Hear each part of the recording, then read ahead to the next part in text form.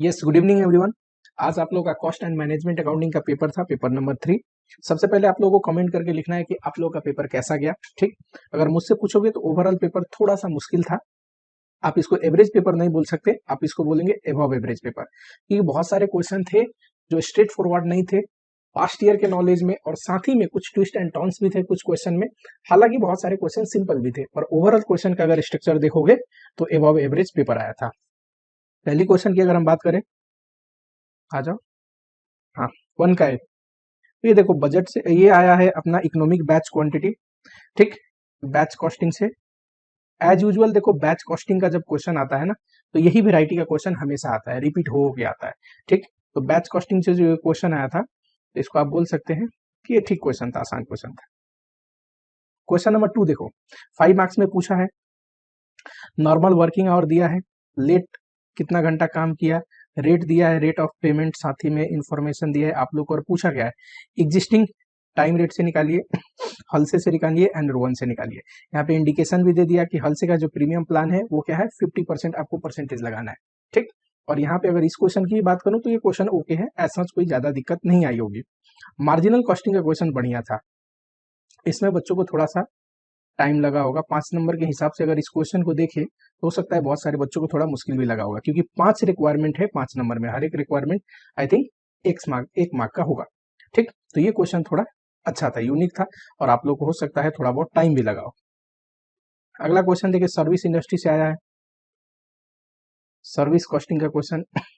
जब भी service costing का क्वेश्चन आता है तो डिपेंड करता है, 5 नंबर में भी आ सकता है, 10 नंबर में भी आ सकता है। ज्यादातर केसेस में थोड़ी भी क्वेश्चन में ज्यादा रिक्वायरमेंट होती है, यानी कि कैलकुलेशन होता है कॉस्ट के एलिमेंट को, तो आपको 10 नंबर में पूछता है। हालांकि यहाँ पे 5 नंबर में क्वेश्चन पूछा है। निकालना क्या है, toll rate for each type of vehicle. ठीक है, टोल का एक क्वेश्चन भी अपने बुक में, और थोड़ा बहुत यहाँ पे अगर चेंजेस हो तो आप आराम से कर सकते हैं। हालांकि 5 नंबर में क्वेश्चन ये भी बढ़िया क्वेश्चन था। अगला आ जाओ, बजट से क्वेश्चन पूछा है, फंक्शनल बजट से। अगर आपको ध्यान होगा तो बजट से हमने बात करी थी कि फंक्शनल बजट का क्वेश्चन आने के चांसेस है, और फंक्शनल बजट का 10 नंबर का जो क्वेश्चन है, तो 10 नंबर के हिसाब से बढ़िया क्वेश्चन है, इसको आप अच्छा क्वेश्चन बोल सकते हैं। अगर हम बी नंबर में बात करें, कॉन्ट्रैक्ट अकाउंट का क्वेश्चन है बी नंबर, और हाँ, ये क्वेश्चन में बहुत सारे बच्चों को दिक्कत हुआ होगा। इस क्वेश्चन की रिक्वायरमेंट अगर आप ध्यान से देखो, क्वेश्चन में जो डिटेल दिया है एंड जो अदर इन्फॉर्मेशन दिया है वो एज सच ज्यादा कुछ भी मुश्किल नहीं है। जो एक्सक्लेशन क्लॉज का जो पॉइंट है ना, एक्सक्लेशन क्लॉज का, वहां पे कुछ बच्चों को दिक्कत आई होगी। पूछा क्या है, कॉन्ट्रैक्ट अकाउंट निकालिए बोथ ईयर का विदाउट कंसीडरिंग एक्सक्लेशन क्लॉज, और दूसरा compute the total value of contract by considering escalation clause. यहाँ पे आपको एक ट्रिकी पॉइंट क्या था कि एक्सक्लेशन क्लॉज देखते टाइम हमेशा हमें प्राइस का तो इम्पैक्ट देना पड़ता है, क्योंकि अनएक्सपेक्टेड राइज इन प्राइस की वजह से जो कंपेंसेशन मिलता है वो एक्सक्लेशन क्लॉज है, पर स्टैंडर्ड क्वांटिटी पे देना पड़ता है, स्टैंडर्ड आवर पे देना पड़ता है, तो ये बात आपको ध्यान रखनी थी। अगला 3 के में अगर आप देखेंगे, 3 प्रोडक्ट है, ये रहा। पूछा क्या है, अगले साल का डेटा दिया हुआ है कि कैसे कॉस्ट बढ़ेगा घटेगा, प्रोडक्शन कितना करेंगे। ठीक है, कोई बात नहीं, तो बजट बनाने को बोला होगा करेंट पोजीशन को लेके, साथ ही में नेक्स्ट ईयर को लेके। देखो ये बजट का एक क्वेश्चन है, इनकम फोरकास्ट करना है आपको, करंट डेटा दिया है उस अनुसार कितना इनकम है। ठीक, यहाँ पे ध्यान दो, you are required to determine selling price, एक तो निकालनी है, अगर सॉरी सेलिंग प्राइस अगर अनचेंज रहा तो नेक्स्ट ईयर, और कॉस्ट का इन्फॉर्मेशन है, डिटेल है, मुझे नहीं लगता बहुत दिक्कत आई होगी आपको। करंट पोजीशन में एंड पोजीशन नेक्स्ट ईयर क्या होगा इंडिकेट करिए, product wise contribution and profit for the company as a whole. Contribution के बाद आप फिक्स कॉस्ट निकाल देते टोटल जो कंपनी का है, तो कंपनी का प्रॉफिट आ जाता। ऐसा क्वेश्चन पास्ट में भी आपको देखने को मिल जाएगा, आपके बुक में भी क्वेश्चन है, तो मुझे नहीं लगता ये क्वेश्चन अगर आया है, कितने मार्क्स में आया था, 10 मार्क्स में, तो ये वाले क्वेश्चन में बच्चों को दिक्कत हुआ होगा। कॉन्टैक्ट अकाउंट का क्वेश्चन थोड़ा ट्रिकी था, थोड़ा था ऐसा कि बहुत सारे बच्चों से मिस्टेक हुआ होगा वहां पे। अगला आ जाओ, ये कॉस्ट का इन्फॉर्मेशन है, कॉस्ट का इन्फॉर्मेशन है, opening stock is valued as this rate, ये रहा। और पूछा क्या है, कॉस्ट शीट। देखो कॉस्ट शीट का जो क्वेश्चन है ना, ये क्वेश्चन कंसेप्चुअल कम और कैलकुलेटिव ज्यादा होता है। ये कॉस्ट शीट का फॉर्मेट है, थोड़ा बहुत कोई कॉस्ट रिवर्स कैलकुलेट कर सकता है, थोड़ा बहुत छोटे मोटे ट्रिकी चीजें पूछ सकता है। 11 12th में कैसे हम कैलकुलेट बहुत करते थे, डिसीजन मेकिंग कम करते थे, वैसे ही है कॉस्ट शीट चैप्टर। ठीक, तो कॉस्ट शीट में मुझे लगता है सॉरी, आप लोगों को अच्छा ही गया होगा, कॉस्ट शीट में शायद दिक्कत नहीं आई होगी। अगला देखो, ये बढ़िया क्वेश्चन है, पूछा क्या है पहले देख लो। Prepare statement showing apportionment of joint cost on the basis of sale value of product X and by product this much at a split of point and profitability of product X and Z. ABC produces product X that passes through 3 process, ठीक है, और ये रहा ratio है उनका, raw material जो use होते हैं, the output of product is transfer, ठीक है। अब ये देखो, अगर आपको थोड़ा बहुत भी प्रोसेस कॉस्टिंग की नॉलेज हो, थोड़ा सा क्वेश्चन में छोटे मोटे एडजस्टमेंट तो है, पर मुझे लगता है जो एडजस्टमेंट है वो कोई मुश्किल एडजस्टमेंट नहीं है, ठीक। आपको आराम से ये क्वेश्चन बन सकता है, हालांकि बच्चों को ये क्वेश्चन टाइम टेकिंग लगा हुआ हो सकता है, ठीक, बट क्वेश्चन ये मुश्किल नहीं थी। ओवरहेड रेट पूछा है अंडर ऑब्जॉर्प्शन, और दूसरा ओवरहेड रेट पूछा है एक्टिविटी बेस्ड कॉस्टिंग में, और ये रहे। तो एक्टिविटी बेस्ड कॉस्टिंग का जो क्वेश्चन है, देखो कुछ कुछ क्वेश्चन, हाँ हालांकि कुछ कुछ क्वेश्चन आया है ऐसा जो आप लोग को दिक्कत हुआ होगा। एक्टिविटी बेस्ड कॉस्टिंग का जो क्वेश्चन है ये ओके क्वेश्चन है, इसमें शायद ज्यादा बच्चों को दिक्कत नहीं हुआ होगा। ये क्वेश्चन है, मार्जिनल कॉस्टिंग में एक पॉइंट आता है शॉर्ट टर्म डिसीजन मेकिंग, ठीक है। पहले जब नया कोर्स ये आया था ना, कोर्स इंट्रोड्यूस हुआ था, या उससे पहले शॉर्ट टर्म डिसीजन मेकिंग पे क्वेश्चन नहीं पूछता था कि अगर लिमिटेड रिसोर्सेज है, उसमें अगर 2 या 2 से ज्यादा प्रोडक्ट को हमें बनाना है तो कंट्रीब्यूशन हाईएस्ट किस मिक्स में अचीव होगा, और उसके बाद फिक्स कॉस्ट घटाने के बाद कंपनी कितनी प्रॉफिट आएगी, ये डिसीजन मेकिंग हम मार्जिनल में ही पढ़ते हैं, शॉर्ट टर्म डिसीजन मेकिंग का एक पार्ट है। तो ये क्वेश्चन आया है एंड ये क्वेश्चन आई थिंक पास्ट में भी एक बार ऐसे टाइप का क्वेश्चन आया है। तो अगर पास्ट ईयर का क्वेश्चन आप बनाए होंगे तो ठीक है, अगर आपने सिर्फ मार्जिनल के जो फॉर्मूले बेस्ड क्वेश्चन बनाए होंगे तो हो सकता है आपको थोड़ी बहुत दिक्कत आई हो। पूछ रहा है प्रोडक्ट मिक्स बताइए जो मैक्सिमम प्रॉफिट जनरेट करे कंपनी को इन द गिवन सिचुएशन, और ऑल्सो कैलकुलेट उस प्रोडक्ट मिक्स पे प्रॉफिट एक्चुअल क्या आएगा कंपनी को, ये भी आपको निकालना था, ठीक। छोटा छोटा क्वेश्चन तो नहीं पूछा है, ठीक, जितना मार्क्स का वेटेज है वैसे बराबर का क्वेश्चन भी पूछा है इस अटेम्प्ट में आप लोगों से। 5 नंबर में अगर देखें स्टैंडर्ड कॉस्टिंग की,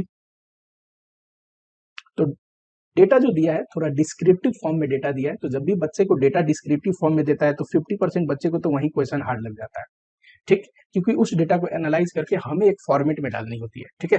तो डेटा डिस्क्रिप्टिव फॉर्म में दिया है, एंड यहाँ पे कह रहा है रॉ मटेरियल का ओपनिंग और क्लोजिंग स्टॉक नहीं है, इन्वेंट्री नहीं है, तो इससे थोड़ा सा आप लोगों का काम आसान हो जाता है। और डेटा को अगर आप डिस्क्रिप्टिव फॉर्म से निकाल के नॉर्मल जो प्रेजेंटेशन होता है वैसे आप स्टडी करेंगे तो ये भी क्वेश्चन देखो आसान तो नहीं है क्वेश्चन, ये गुड क्वेश्चन बोलना पड़ेगा। जैसे क्वेश्चन आपके बुक में पड़े हुए हैं बहुत आसान आसान क्वेश्चन, वैसा नहीं है, थोड़ा बहुत आप लोगों को एबव एवरेज क्वेश्चन लगा होगा, बहुत बच्चों को मुश्किल भी लगा होगा, और पूछा भी बहुत चीज है 10 मार्क्स में, ठीक है। यहाँ पे आप ये क्वेश्चन पूछा है 5 मार्क्स में, जो कि बहुत आसान क्वेश्चन है। कौन से चैप्टर का है, तो कॉस्ट अकाउंटिंग सिस्टम का है, और इंस्टीट्यूट पहले ही आपको बोल रहा है कि रिकॉन्सिलेशन स्टेटमेंट नहीं बनाना है, तो बनाना क्या है सर, देखो ये फाइनेंशियल अकाउंट है और कॉस्ट अकाउंट है, बहुत सारे ओवरहेड दिया हुआ था और पूछ रहा था बताइए अंडर या ओवर रिकवरी किसको बोलेंगे। कॉस्ट जो अकाउंट है अपना उसमें over recovery of overhead and under recovery of overhead इनमें से कौन सा है, जब ज्यादा चार्ज हो गया तो ओवर रिकवरी हो गई, कम हो गया तो अंडर रिकवरी हो गई, और उसका इफेक्ट क्या होगा प्रॉफिटेबिलिटी पे कॉस्ट अकाउंटिंग के, ठीक है। तो ये तो ऐसे भी रिकॉन्सिलिएशन में एक पॉइंट आप पढ़ते हो under over recovery of overhead, ठीक है, तो उसको बस ओवरहेड 2 4 5 अलग अलग टाइप का ओवरहेड दिया हुआ है तो आराम से आप कर सकते थे। How does the high employ turnover rate increases the cost of production. देखो अगर लेबर टर्नओवर होगा ना ज्यादा तो कॉस्ट भी इनकर्ड होगा लेबर टर्नओवर के। और मैंने जो YouTube शॉर्ट्स में वीडियो डाले थे तो एक थ्योरी क्वेश्चन ये भी डाला था लेबर टर्नओवर से रिलेटेड 2 कॉस्ट, ठीक है। मान लो कोई नया लेबर है, सिलेक्शन का कॉस्ट लगेगा, ट्रेनिंग उसको देनी पड़ेगी, ठीक है, आउटपुट भी वो अच्छे से प्रोड्यूस नहीं करेगा क्योंकि अर्ली फेज में तो उसको उतना बढ़िया से प्रोडक्शन नहीं आएगी, तो decline in output, decline in वो, और वेस्टेज करेगा, ठीक है। तो ये सारे पॉइंट आप लिख सकते हो, लॉस ऑफ कंट्रीब्यूशन। उसके बाद आता है अपना पॉइंट थ्योरी का। थ्योरी में कॉस्ट ऑब्जेक्ट चैप्टर नंबर 1 से पूछा था और ये आसान क्वेश्चन था। ये पूछा है practical capacity and normal capacity. Overhead में 4 टाइप ऑफ कैपेसिटी डिस्कस करते हैं। ओवरहेड की जो रिवीजन लेक्चर थी उसमें भी जब मैं आप लोगों को मशीन और रेट पढ़ा रहा था तो चारों को डिस्कस किया था, मैक्सिमम और रेटेड कैपेसिटी, प्रैक्टिकल, नॉर्मल और एक होता है एक्चुअल। तो इसी पे पूछा है, आराम से आप लिख सकते हैं। What is meant by activity based management, discuss how activity based management. अब देखो ये तो बुक का ही टॉपिक है और ऐसे टाइप के क्वेश्चन तो नहीं पूछना चाहिए व्हाट और हाउ टाइप का। इससे बढ़िया क्वेश्चन इंस्टीट्यूट फ्रेम कर सकता था, बट कोई बात नहीं, आपके पास ऑप्शन है, आप छोड़ भी सकते थे। कह रहा है बेसिस ऑफ री अपॉर्चनमेंट बताइए सर्विस डिपार्टमेंट का प्रोडक्शन डिपार्टमेंट में अगर वो खर्चा चार्ज करना हो तो। हमने सेकेंडरी ओवरहेड में पढ़ा है कि जो सर्विस डिपार्टमेंट के ओवरहेड है वो क्या करते हैं सेकेंडरी ओवरहेड में, प्रोडक्शन डिपार्टमेंट में चार्ज करते हैं। उसमें एक मेथड पढ़ा था डायरेक्ट डिस्ट्रीब्यूशन, और डायरेक्ट डिस्ट्रीब्यूशन में मैं आपको बताया था कि किसी बेसिस के बेसिस पे हम डायरेक्ट रीडिस्ट्रीब्यूट कर देते हैं। बोल रहा है ये अगर ओवरहेड होगा तो बेसिस क्या होंगे, तो ये आप लॉजिकली भी लिख सकते थे। मान लो आप कोई पढ़ के नहीं गए तो लॉजिकली भी आप इसका आंसर दे सकते थे, ठीक है।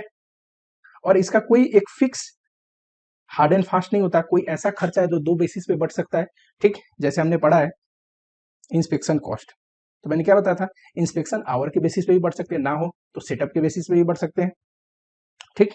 जितने बार नंबर ऑफ सेटअप करेंगे उतने बार हमें इंस्पेक्शन करनी पड़ेगी। अगला है ट्रीटमेंट ऑफ नॉर्मल लॉस, अब नॉर्मल लॉस और साथ ही में अब normal gain in process costing. अब जो बच्चा process costing practical point of view से भी पढ़ा होगा वो नॉर्मल अब नॉर्मल लॉस एंड अब नॉर्मल गेन तो पढ़ा ही होगा। तो साथ ही में आपको थोड़ा ट्रीटमेंट लिख देना था, इसके बारे में 3-3 लाइन लिख देते काफी होता, ठीक। सिर्फ ट्रीटमेंट लिखना था, लेजर बनाने की जरूरत नहीं थी मेरे हिसाब से, छोटा क्वेश्चन है। तो क्वेश्चन एबव एवरेज था, बहुत सारे क्वेश्चन नए भी थे आप लोगों के लिए, ठीक। कोई दिक्कत नहीं है, जब क्वेश्चन थोड़ा बहुत मुश्किल होता है तो इंस्टीट्यूट उसमें मार्क्स भी अच्छे देता है। आप लोग को अच्छे से पढ़ाई करना है, अगले पेपर के लिए पढ़ना है, ज्यादा सोचना नहीं है, ठीक है। चलो मिलते हैं आप लोगों से अगली वीडियो में।